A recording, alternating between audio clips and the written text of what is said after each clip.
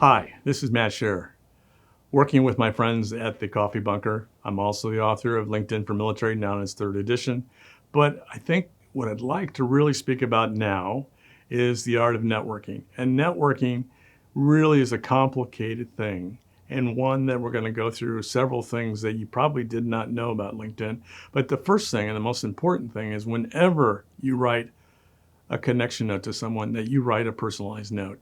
By you writing a LinkedIn connection note, which is personalized and directed toward the person you're trying to reach, you're going to have a much better chance of connecting with others.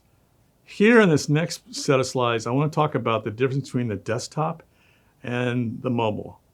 Unfortunately, it's not the standard thing for both. So when we look at how to connect on desktop, you've got to look for the blue connect sign there. And then on the desktop version of LinkedIn, it's going to put a message saying, don't you want to send a note to that person? And then, of course, when you do reach that person, you want to write that personalized note. Hi, Jackie. It was so nice to meet you at this event. We talked about this. Thanks for letting me reach out to you on LinkedIn. So something like that, it's going to stand out among all the people that forgot to do that. However, the mobile side is not as easy. Most people make the mistake of wanting to hit the blue connect button on the mobile, but what they should do is they should look for the three little ellipses. That's those three dots down there about the 4 o'clock position in most people's mobile connections on their LinkedIn profile.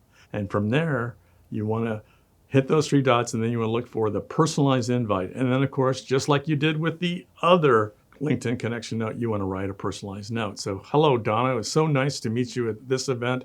We talked about this. I'm hoping you will connect with me.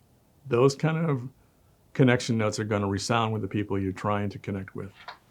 Once you've gotten a connection note from someone and they agree to connect, then you've got to follow up with that follow-up note. But then the thing you want to think about, how do I manage all those names and resources? And so the investment in a CRM, which is a customer relationship management system, is what I would invest in. Now, I use Calendly to manage my appointments. And so what I would do is I would send an appointment like I'm showing you in these examples here, where I reached out to my good friend, David Barrett.